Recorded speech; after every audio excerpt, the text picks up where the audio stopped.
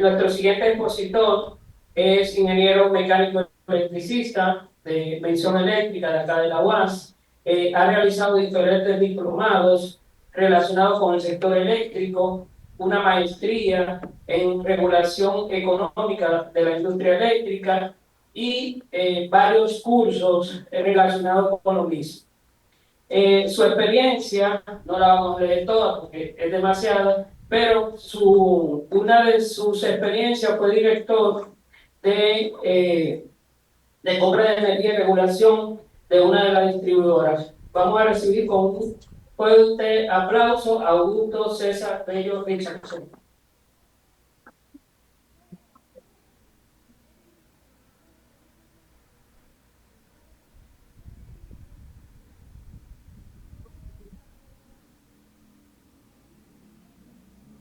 Bueno, muy buenos días.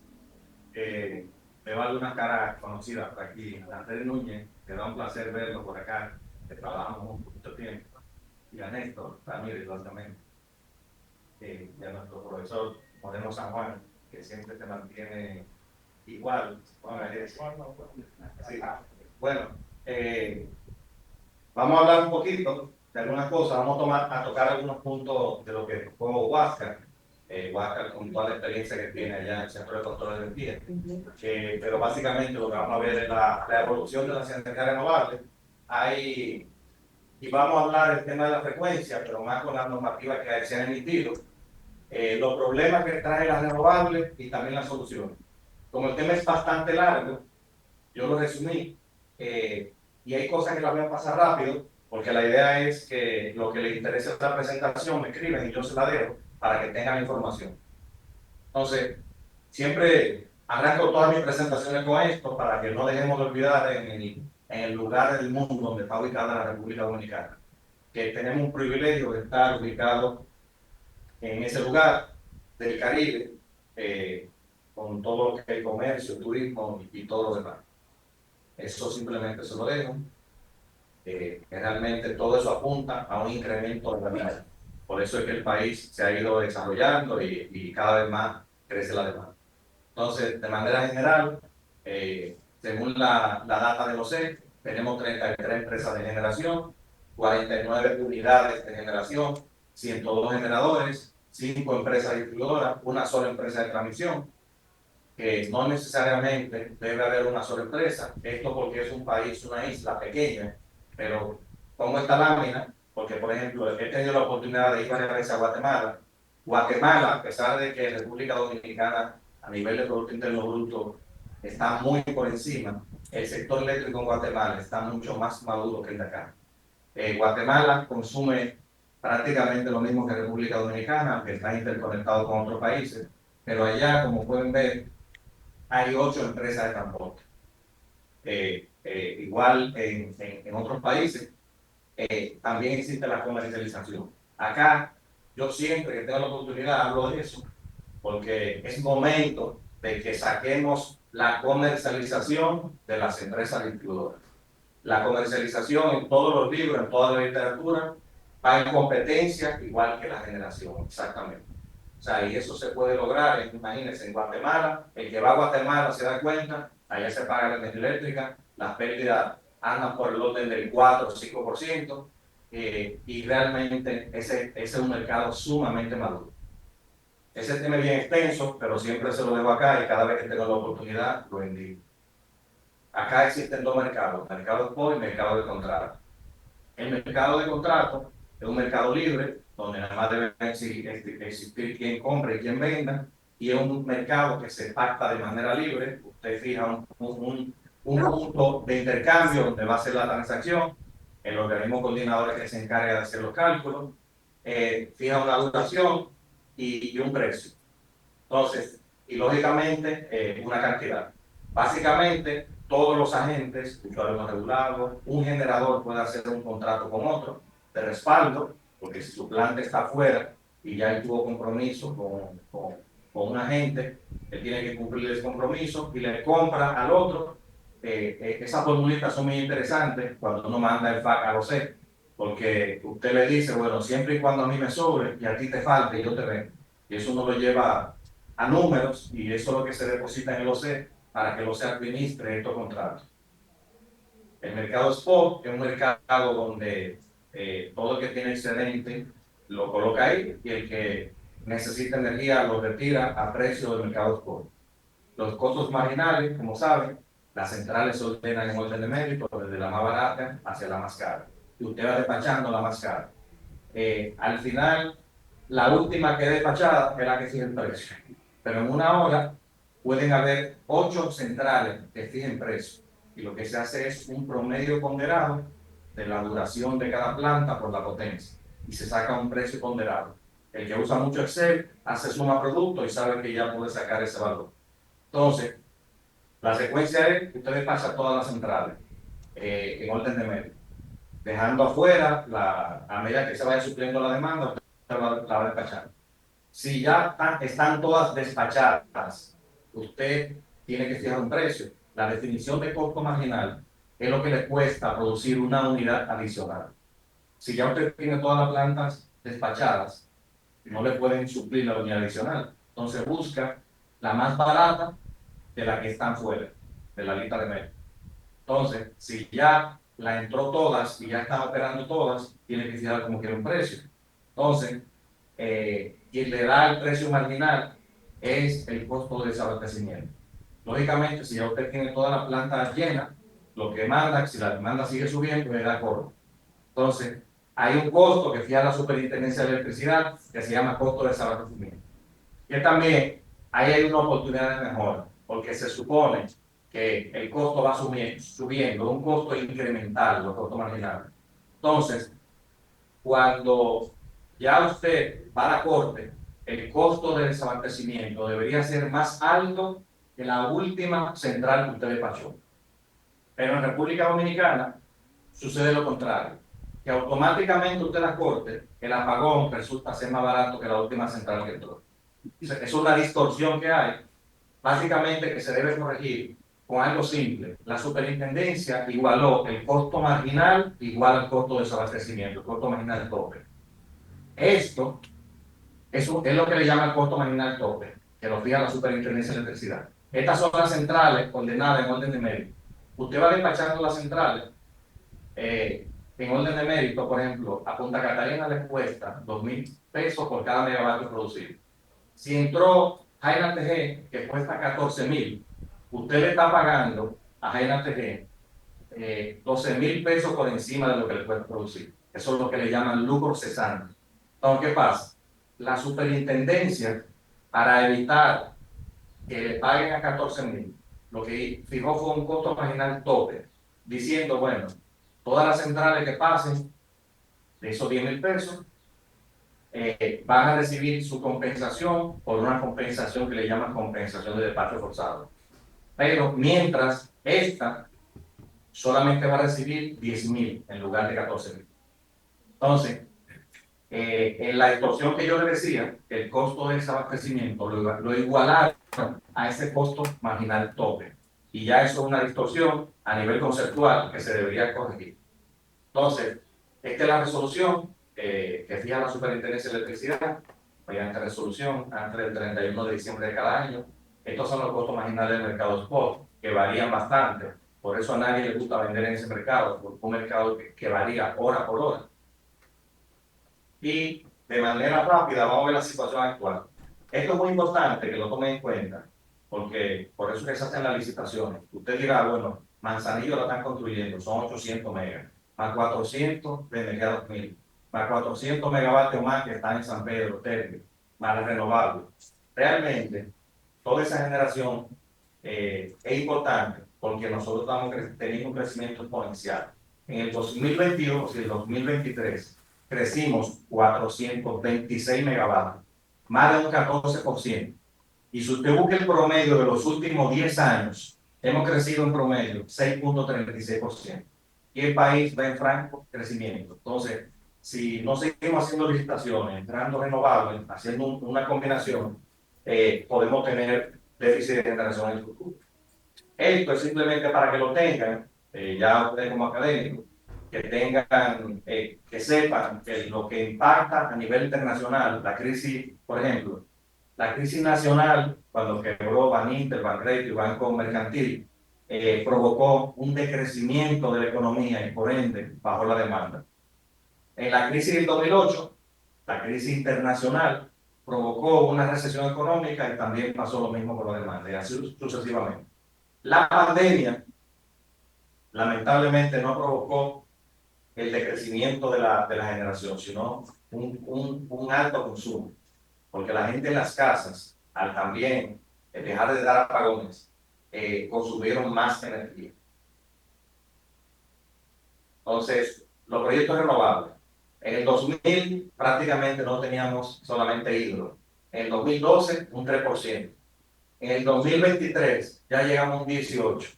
En el 2025 vamos por un 20.5% de penetración de energía renovable.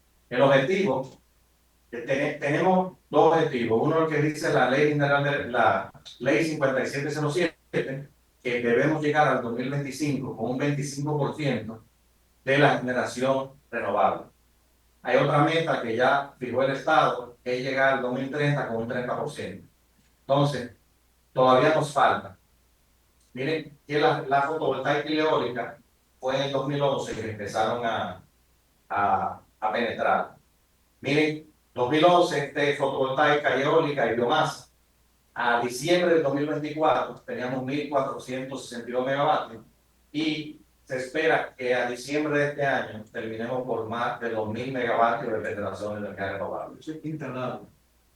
Operando ya, en operación comercial. Pero me refiero a tipo de demanda, el promedio. No, instalado. Sí, no. Sí.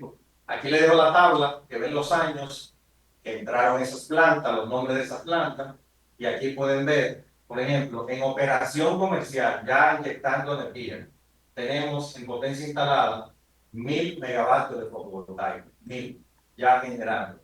Eólico 418 y biomasa 35. Entonces, la biomasa va a crecer. San Pedro Bioenergy ya tiene una concesión definitiva para la segunda etapa, va a llegar a 60 y al finalizar este año terminaremos con 2.400 megavatios de energía renovable. Eso sin contar la generación distribuida. Sí, la distribuida son casi 500 megavatios, que lo vamos a ver ahora. Bueno, esta es la generación distribuida. Los paneles, la medición neta, los paneles de la generación distribuida, los techos en la casa, ya desde el 2011, miren cómo fue creciendo exponencialmente. A medida que fue bajando la inversión, el costo de inversión, así mismo fue creciendo de manera exponencial. Y ya tenemos entre generación distribuida y medición neta unos 458 megavatios a octubre del año pasado. Es decir, que a esta fecha deben ya andar por los 500. Entonces, anteriormente se limitaba a 1.5 megavatios. Ya después que se emitió el decreto 625-23 del año 2023, usted puede instalar la capacidad que sea, siempre y cuando instale un mecanismo de antivertido. Ya no lo limitan a 1.5 megavatios. Es por eso que Cemento Panamá está instalando 12 megavatios de paneles solares, el Hotel Jaragua instaló 2.5, etcétera, etcétera, etcétera. Entonces, esto es importante que lo sepan. La radiación solar en República Dominicana se mide por metro cuadrado por kilovatio hora día. Nosotros gozamos de la mejor radiación solar del Caribe. Y estamos en la franja, estamos Por la fotografía que es el teléfono. La batería para este.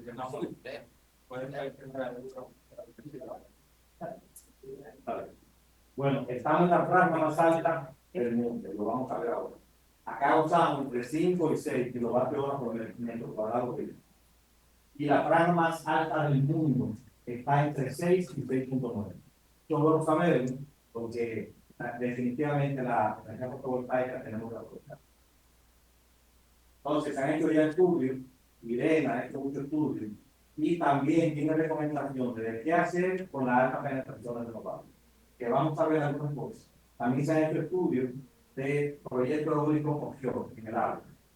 Eso no es un sueño. Nosotros fuimos contratados, bueno, yo soy el dueño de esta empresa, nosotros fuimos contratados por una empresa francesa que pretende instalar 48 aerogeneradores en Baní. y ya los estudios dan muy factibles. Offshore. Offshore. Hacer de No, en Asia. El Banco Mundial también, lo de la interconexión con Puerto Rico, algo bien, no es algo de ahora. Desde el 2010, el Banco Mundial ha estado trabajando en eso. Bueno, acá está lo del cable. Nosotros, si ven, esta es la empresa, mi empresa. Nosotros fuimos contratados el año pasado por la empresa Caribe Transmission. Nosotros fuimos que hicimos el estudio de precios entre Puerto Rico y República Dominicana. Y le aseguro que a nosotros es que nos conviene hacer eso. Puerto Rico, que haga la inversión del cable, porque todos los inversionistas no quieren poner un panel allá en Puerto Rico, porque por el tema de los ciclones es un riesgo alto, prefieren instalarlo aquí. Y los precios de República Dominicana están mucho, pero mucho mejor que Puerto Rico. Y a diferencia de que mucha gente indica de la renovable, lo que pasa aquí, que es una isla, no pasa en El Salvador, en Nicaragua, en Panamá, en Honduras, porque todos esos países están interconectados. Allá la inercia es prácticamente infinita. El tema de la renovable no afecta. Aquí sí. Y vamos a ver algunos gráficos ahora. A mayor penetración de renovables, ya vimos la cantidad de renovables que tenemos. Todo se ve muy bonito, pero tiene inconvenientes y les voy a hablar de las soluciones. Entonces, ¿por qué a mayor integración de renovables hay mayor inestabilidad? Porque las renovables le sacan la inercia al sistema. ¿Por qué? Porque usted dirá, bueno, pero los aerogeneradores giran y tienen un motor. Sí, pero lo que está interconectado a la red es un inversor de electrónica de potencia. Y el inversor no gira. Entonces no aporta inercia. Entonces, estamos pasando de un sistema de alta inercia de máquinas rotativas a un sistema de pura electrónica de potencia. Y ya tenemos que vivir con eso. Hay muchas soluciones para eso. Aquí hay muchas de las soluciones. Igual, la empresa de transmisión, instalando tecnología como el DLC, Dynamic Light Rating, que habla el mismo idioma que las renovables, puede ya reevaluar el N-1. El N-1 es que usted tiene dos líneas que viajan siempre en paralelo y la estamos operando a un 50% de su capacidad, por miedo a que si una línea falla, la otra pueda absorber la totalidad. Pero ya eso se debe revisar, porque ya las tecnologías que hay hacen que eso cambie. Igual que instalar bancos de capacitores estáticos. Cuando usted instala un banco de capacitores estáticos y el voltaje mejora, usted tiene que desechar ese banco de capacitor. Ya el voltaje mejoró. Pero si usted lo pone y hace una correcta evaluación y lo pone dinámico, usted no tiene que desconectarlo. O sea, hay muchas tecnologías que ya en este siglo debemos irla implementando. Todo eso es tecnología. El fax, el SBC, no puede ser que todavía solamente CEPEN tenga una subestación con SBC y nosotros no la tengamos. O sea, son tecnologías que ayudan bastante a los impactos de las energías renovables, las plantas virtuales, la inercia sintética. ¿Qué sucede con el sistema cuando entramos a renovables? Estos son máquinas rodantes. Miren el tamaño que tienen estas máquinas, que van rodando. Entonces, le aporta mucha inercia al sistema. Cuando usted instala renovables, es como si usted le quita esas cadenas. Ahora, ahorita Huáscar habló de la inercia sintética. Realmente, esta es una de las soluciones. Usted sabe que la relación potencia-frecuencia de una máquina sincrónica está dada por una curva. Usted puede emular esa misma curva mediante electrónica de potencia. Usted le pone un controlador y deja una reserva de potencia activa, ya sea con batería o a través de los mismos paneles solares o bajando la capacidad de la planta, y a medida que usted aumenta la potencia, le varía la frecuencia, que usted puede construir la misma curva. Ustedes buscan en internet ahora mismo y buscan, por ejemplo, inercia virtual en los parques eólicos, la Animal 1, la Animal 2, que eso lo trabajó Burgos, bueno, la Universidad Inter lo tiene publicado, que ya se han hecho simulaciones, también las GIZ, de la aplicación de la inercia virtual. Entonces, ¿qué está sucediendo a medida que entramos más generación fotovoltaica? que a medida que entramos en la generación fotovoltaica, tenemos que bajar la generación térmica. Y esa formita es la que le llaman la curva de Pareto. Entonces, ¿qué sucede con esa curva de Pareto? El problema es cuando el sol se va acostando, que los generadores tienen que romper esa inercia que tienen y no llegan a cubrir los 550 megavatios en 2.5 horas. Entonces tenemos que dar corte con la actuación del EDAR. Ya la curva de Pareto, yo la actualizo todos los años, ya va superando los 1000 megavatios. Entonces, estos son informes de la empresa de transmisión. Por ejemplo, estos parques son 170 megavatios los dos juntos. Cuando viene una nube en pleno sol, ¿qué sucede? Se desconectan 73 megavatios del parque fotovoltaico y automáticamente se disparan circuitos de las tres empresas distribuidoras, LEDAR, de conexión automática de carga. Estamos hablando que usted está dejando 200.000 gente sin energía eléctrica por esa situación. Y todo eso se soluciona con las baterías. Por ejemplo, ahora mismo se va la luz aquí y la planta de generación, por más rápida que sea, necesita 7 segundos para sincronizar. En 7 segundos se apaga todo. Si usted tiene un UPS, como le decían antes, pon un UPS en esa computadora. Con el UPS, que es electrónica de potencia y una batería, usted ni cuenta se da que la luz se fue. Exactamente lo mismo que se debe implementar aquí y perder el miedo a la batería. O sea, perder el miedo, que eso funcione. Miren los problemas que...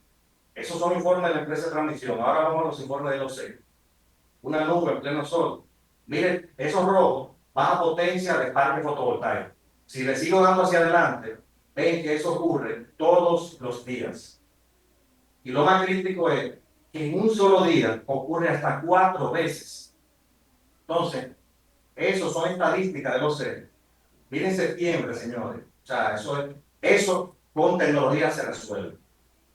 Lo último que debe actuar es el EDAR. Primero deben actuar los generadores, la regulación primaria, la secundaria, la terciaria. Y lo último es usted darle la carga.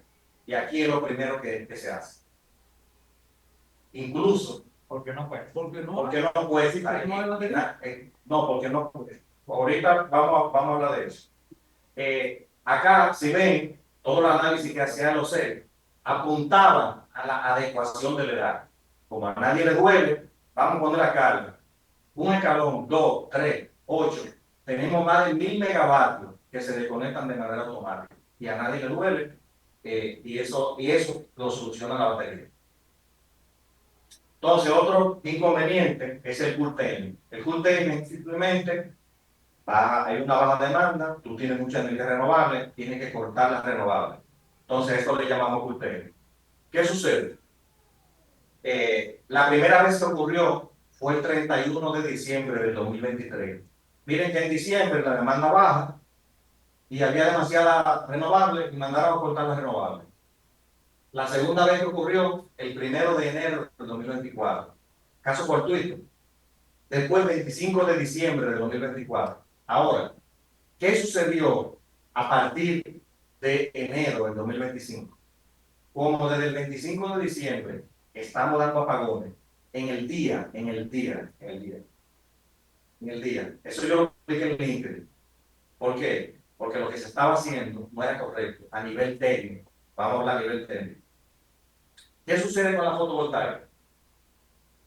Cuando vamos a mencionar las dos cosas. Primero, cuando usted baja la demanda durante el día, dando apagones, apagando más de 400 circuitos, estamos hablando casi 500 megavatios, usted le bajaba la demanda. Si eso coincidía con la producción de energía fotovoltaica, usted tenía que cortarla. Entonces, ¿qué sucede? Automáticamente usted corta la energía fotovoltaica, que la fotovoltaica es la que hace que los precios en el día bajen. Si usted corta la energía fotovoltaica, usted hace que los precios suben.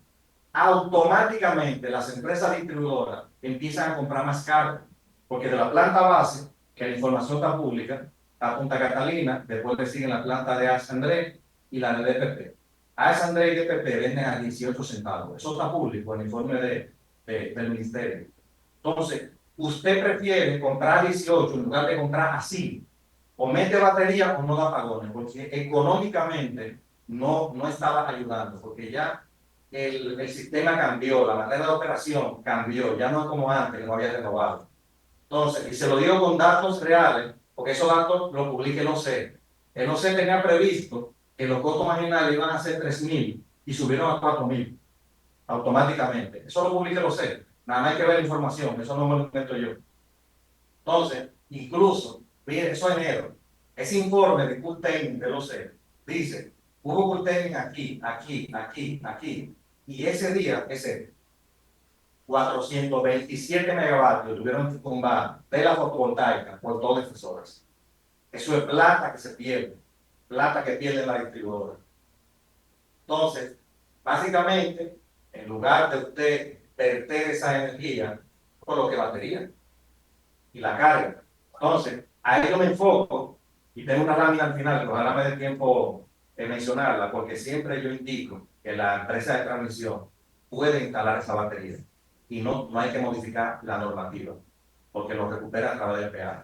Igualito que lo recupera cuando instala un banco de capacitores. Los bancos de capacitores se alimentan de la red, no hay que instalar un SMC, y se alimenta de la red y lo recupera a través del derecho de uso de energía, que si me da tiempo se lo voy a explicar con detalle. Entonces, ya para el CURTN, el OCE hizo un procedimiento para seguridad del CENI, justamente de CURTN, un procedimiento, y la superintendencia emitió una resolución ya. O sea, ya es normal que se dé CURTN. O sea, entonces, yo digo que antes de llegar ahí debimos colocar batería y enfocarnos más en ese tema. Pero ya tenemos el procedimiento y ya lo que, si va a la demanda por la razón que fuere, entonces cortamos la renovable. Ahora nos vamos a enfocar un poquito en la parte de la regulación de frecuencia. Aquí, por suerte, Oscar habló bastante de eso, que yo se lo voy a pasar a pedir, pero el reglamento habla de lo que son los servicios auxiliares y es para seguridad y confiabilidad del sistema. Del artículo 371 al 409, ustedes lo buscan y está todo el detalle. Entonces, ¿por qué se compensa? Por dos razones. Primero, el generador tiene que tener equipamiento para regular la frecuencia. Esa es una, y eso tiene un costo. Segundo, tiene que deja de vender esa energía activa para regulación de frecuencia. Por eso que viene lo que le llaman el incentivo de regulación de frecuencia, el IEF. Por esas razones se compensa. Entonces, ahorita Oscar hablaba del gradiente de toma de carga, aquí nada más le aporto, de que en la resolución que emitió la Superintendencia de Electricidad, ya le quitaron esta parte de potencia máxima y mínima, y ahora solamente gradiente de toma de carga entre el estatismo. Y le coloco acá la batería, porque la batería tiene un mayor gradiente de toma de carga que cualquier máquina sincrónica. El reglamento en 399 indica que se debe dejar de reserva de un 3 a un 5%, y los márgenes que dice el artículo 150, en los cuales debe estar la frecuencia. Ustedes saben ya esto, que la frecuencia es 60 Hz en República Dominicana. Si de repente hay un exceso de generación o una desconexión de carga, la frecuencia se dispara y viceversa. Eso ya ustedes lo conocen. Esto básicamente es lo que dice el reglamento. El tema de los 30 segundos de la regulación primaria de frecuencia en República Dominicana está en el reglamento, que la frecuencia debe actuar los primeros 30 segundos, la primaria. Ahora hay una resolución que permite que se regule frecuencia con baterías y la batería actúa en el orden de los 4 segundos. O sea, que actúa mucho más rápido. Por eso lo coloco la batería acá. Básicamente, ¿qué pasa? Cuando usted le saca ese sistema, usted conduce a que la frecuencia baje a su mínimo más rápido. El bajar al mínimo más rápido le llaman nadir. Y también conduce a variaciones más bruscas de frecuencia, que eso es lo que le llaman el drop-off. Básicamente es eso. Es simplemente para que lo tengan en mente. Entonces, también impacta la renovable en la tensión, en el voltaje. Y más que las renovables tienen prioridad en el despacho y se instalan en las afueras de la ciudad, lejos de los centros de carga. Y la energía reactiva no viaja de un lugar a otro, es para consumirse en el punto. Entonces, con la batería ya podemos regular frecuencia, es una. Ahorita hicieron una pregunta y le comento, yo tengo una charla justamente de los inversores grid forming. Si los inversores pueden regular frecuencia. Ustedes lo buscan después y le voy a mandar el link también. Porque usted tiene todos los inversores que han llegado a República Dominicana, son grid follow, que son seguidores de la red. Si la red cae, se va con la red. Si el voltaje está bajito, se sale. Si la frecuencia está bajita, se sale. Entonces, los inversores, y ahí el regulador debería ya empezar a exigir los inversores grid forming, que son formadores de red. ¿Sí? Si la frecuencia está bajita, ellos la regan. Si el voltaje está bajito, automáticamente lo suben. Y yo tuve la oportunidad de ir a Honduras, y en Honduras todas las plantas fotovoltaicas tienen que ser con grid forming y lo hacen de manera obligatoria y no se le paga, de una manera obligatoria. Entonces, seguimos acá. Pero es una planta que la primera central de Chile que aporta servicios de regulación de frecuencia. Esta es la resolución de la Superintendencia de Electricidad, donde ya se permite regular frecuencia con almacenamiento. Le voy a indicar aquí de manera rápida, es esta la resolución de servicios auxiliares con BES. Lo primero es que el incentivo de regulación de una planta térmica son $12 por megavatio hora. Si usted regula frecuencia con batería, le pagan $22 por megavatio hora. Y si da secundaria, le pagan 27. Esos números, realmente, usted hace los números y está razonable. Con eso cierra el negocio. Entonces, las consideraciones generales que tiene esa resolución es que, primero, debe ser una planta, un agente del mercado eléctrico mayorista, una planta de generación que dé ese servicio. Segundo, que usted puede colocar esa batería, no importa que esté cerca o en otra barra que esté disponible en otro sitio, lo puede conectar. También habla que la batería tiene que ser mínimo de 2 horas, mínimo. Y este es bien importante, que dice que solo participarán en el pago aquellos que presten el servicio de regulación de frecuencia. Es decir, lo que pasa es lo siguiente, como el pago de la frecuencia se hace entre generadores, si ya usted habilitó su planta, ya sea renovable o no, para regular frecuencia con batería, participa del pago. Es decir, que si otro generador es que está haciendo el servicio, se hace una distribución y en algunas ocasiones usted termina, aunque esté prestando el servicio, termina pagándole a otro que está haciendo el servicio. Y no sé cómo estoy de tiempo para brincar a... Bien. ¿Quién terminó? Perfecto. Bueno, lo primero es que anteriormente se le pagaba a un generador lo que le llamaban un complemento. Ya no se le paga. Yo hice una observación de esa resolución porque el generador, cuando pone su planta para regular frecuencia, se debe pagar la diferencia entre el costo marginal y el costo variable, por un costo de oportunidad. ¿Qué sucede? El generador decide, pero yo, para yo poner esto para regular frecuencia por aquí, mejor yo lo vendo a costo marginal y gano más. Entonces hay un complemento que se lo quitaron. Y ya la resolución se aprobó. Lo más crítico fue con hidro, que a la hidroeléctrica también se lo quitaron. Ahora nada más se le paga el incentivo de regulación por el margen. Anteriormente se pagaba la diferencia del costo marginal en el costo variable más el IR por el margen. Y se modificó. Igual para la secundaria. Esto fue un ejercicio que yo hice. Es bastante extenso, pero yo nada más puse 2 láminas para mostrarle. Y me voy a ir a la última, por ejemplo. Este generador, que no tiene ningún margen, que no regula frecuencia, realmente termina pagando. Este, que tiene solamente regulación secundaria 30 disponible, que fue lo que yo le dije, aunque usted tenga su máquina con regular frecuencia, termina pagando, pero paga menos que ese. Y lo que sí tiene un buen margen de regulación, como este, termina siendo más acreedores, porque la transacción de regulación de frecuencia se hace entre generadores. Esto es lo que yo le decía de hidro. La hidro se usa para inyectar la punta. Al usted quitarle ese complemento, ya entonces lamentablemente hidroeléctrica va a percibir menos dinero. Estos son para que tengan conocimiento que Brasil, Chile, Colombia, República Dominicana y México hemos ido madurando a nivel de normativas. Aquí hay mucha normativa, de todo. O sea, yo digo que hay un exceso de normativa, pero es para que sepan que vamos bien encaminados en un sentido. Esta fue una normativa también la que obliga a que un parque fotovoltaico de 20 megavatios hacia adelante instale un 50% de batería. Esa es la resolución AD005 del 2024, que dice de 20 hasta 200 tiene que tener un 50% de almacenamiento. Sí.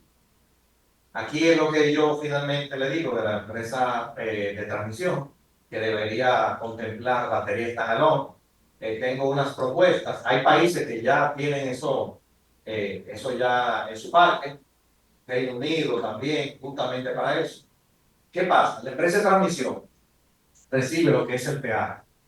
El peaje viene, por ejemplo, tiene el derecho de conexión, es igual al peaje total, menos el derecho de uso de energía y el derecho de uso de potencia. El derecho de uso, como su nombre lo indica, uso, es por el uso de la red.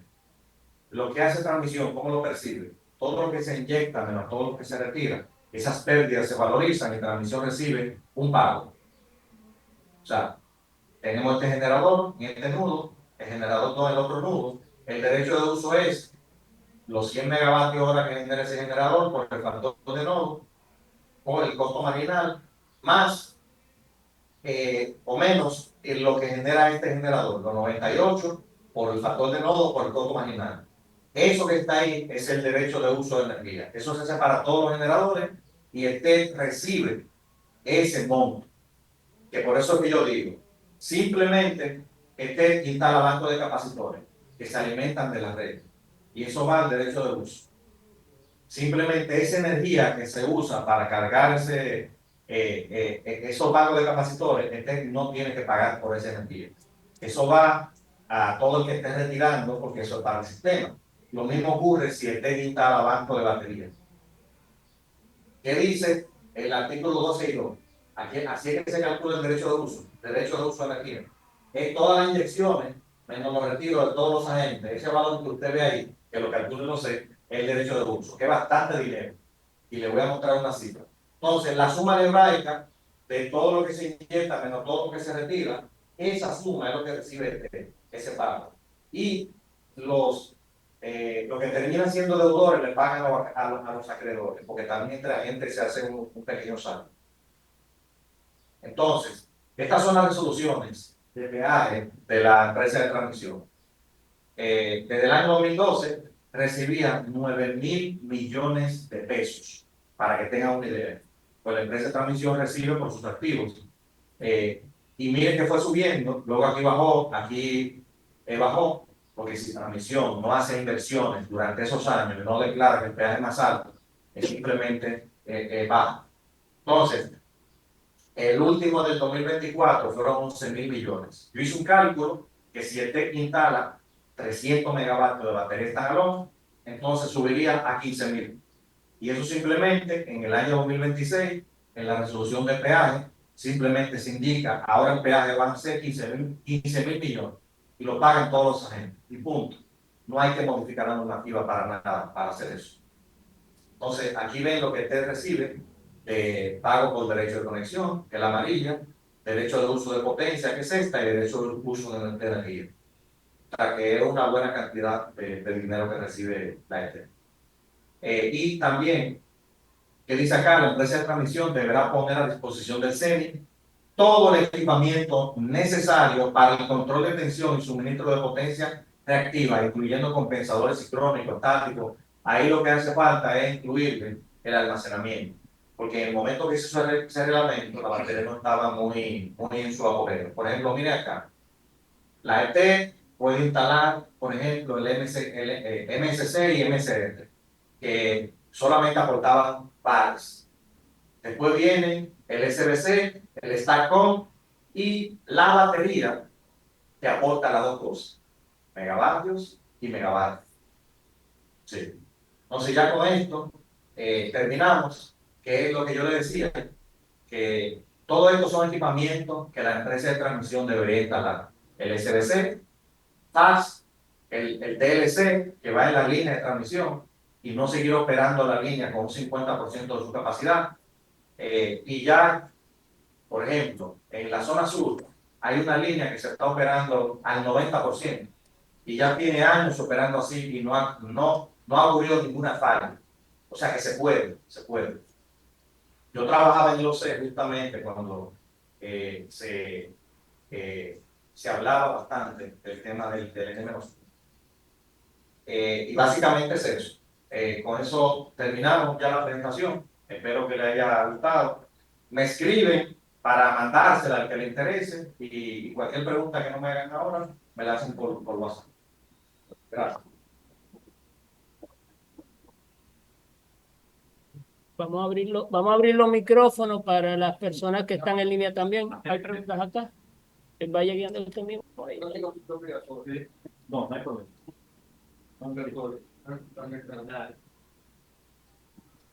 Bueno, en primer lugar, felicitarte, excelente exposición, realmente un contenido muy valioso y de mucho provecho para los que somos interesados en estos temas. Hay varias cosas que pudiera tocar, pero me voy a centrar prácticamente en el comentario de que en una ocasión nosotros teníamos el tema de los reactivos y veíamos algunas unidades como Tavera, Valdezia, que podían participar como compensadores síncronos. ¿Y qué pasó con ellos? Que se usaron, sin embargo, para citar un ejemplo, en el caso de Tavera, cuando la teníamos sincronizada como compensadores síncronos, consumía 5 megavatios. Hidro que cobra, en potencia activa. Entonces, cuando llega a la primera transacción, nuestros amigos te ven acá, pero yo aquí estoy negativo. ¿Por qué? Por el consumo de energía activa que tenía la máquina durante que estaba operando como compensador síncrono. Y hago esto llevando a la analogía al caso de las baterías. Uno de los puntos que se toca aquí es que las baterías no me van a entregar a mí el 100% de la energía que requiere en su momento para cargarse. Entonces hay una pérdida de energía asociada a la batería. No sé, y ahí viene la pregunta, si en los cálculos que tú has hecho para decir, mira, esto sí es negocio para el ha considerado esa parte, porque soy conocedor del tema y incluso motivador a que debemos de hacerlo. Pero uno de los puntos que está discutido y se ha mirado es quién va a asumir estas pérdidas en el sistema, ya que sabemos que la batería no va a entregar el 100%. Bueno, excelente pregunta, Juan. Y créeme que lo he analizado. Por eso le puse un incremento de 4.000 millones de pesos para la ETE. ¿Por qué? Porque como tú indicas, y yo incluso estaba en los C cuando con Hidro pasó, que tuvo ese balance negativo. Y también tú debes conocer que en una ocasión el derecho de uso de energía a la ETE le dio negativo en algún momento. Y previendo eso, es que nosotros establecemos el monto. Ahora, ¿quién pagaría esa energía? ¿Quién retira? ¿Y quién retira? Las empresas distribuidoras, como son los mayores consumidores del país, son los que van a pagar eso. Entonces, como hoy día se hace, con el derecho de uso de energía, cuando tú haces la transacción. Esa pérdida la van a asumir la distribuidora. Claro, porque hoy día la están asumiendo. Cuando damos apagones, esa pérdida la están asumiendo. Y si tú calculas 440 megavatios por 6 horas, por todos los días que ocurrió, esa pérdida, eso es incalculable. O sea, es lo que... Ya ellos están de acuerdo con eso, que sería la otra pregunta. No, lo que pasa, bueno, No, es un proceso. es un proceso, pero yo sé de lo que digo, que no siempre debemos pedir tanto permiso. Debemos tener una cabeza que esté pensando y que ve el futuro y que se olvide de que se vaya a quejar. O sea, ¿por qué? Porque no se quedaron por los apagones. ¿Entiendes? Entonces, el regulador debe regular y debe haber una cabeza que ve el futuro y haga un cálculo correcto. Sí. quiero preguntar un poquito más sobre la relación de Indonesia con los inversores. Energía sintética y lo mismo aplicable con los sistemas de inyección y regulador de frecuencia, basado en la electrónica de potencia. O sea, que el asunto que estamos hablando es cómo introduciría eso a la no dependencia fundamental de baterías por los mismos inversores de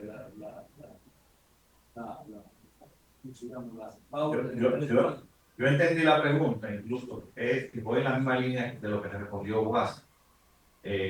La batería por sí sola no hace nada. Quien hace el trabajo son los inversores. Igual la línea en DC, si usted no le coloca a un inversor, porque la frecuencia, la variación de frecuencia la tenemos en AC. Si usted no le coloca a un inversor, entonces no está haciendo nada. Sí se necesita la interacción con los inversores, porque el tema de los cables, realmente, como hay menos pérdida, los cables submarinos, en su mayoría son DC, para unir dos sistemas. Y ya después, une dos sistemas con diferentes frecuencias incluso.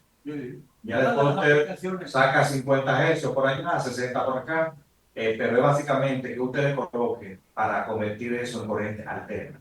Porque todos los equipos que tenemos nosotros acá funcionan en corriente alterna. Entonces, básicamente eso. Pero con los inversores, grid forming, igual, si me escribe, yo le puedo mandar información, que tengo bastante información de los inversores. Esa tecnología realmente corrigen ya por sí solo, aportan reactivos, frecuencia, es una maravilla. Tengo mucha información de eso. Un dato importante es que no se le exigió a los generadores que se instalar, mira, con este tipo de inversor, sino que ellos están poniendo generadores. Sí. Por eso es buenísimo lo que tú dices, diciendo, mira, en una resolución se le exige qué tipo de inversor para que haga para que pueda prestar ese tipo de servicio. Sería bueno. Sí. Una pregunta acá. No, la nueva. Aquí sí. Sí.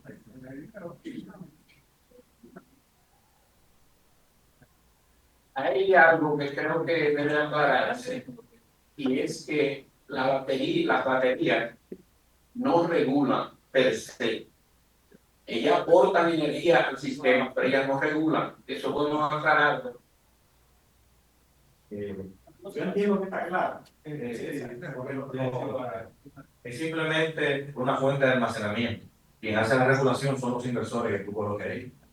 Y como decía Huáscar, lamentablemente no se le dijo a nadie qué tipo de inversor traer, pero todo el mundo está trayendo los grifados porque son más baratos.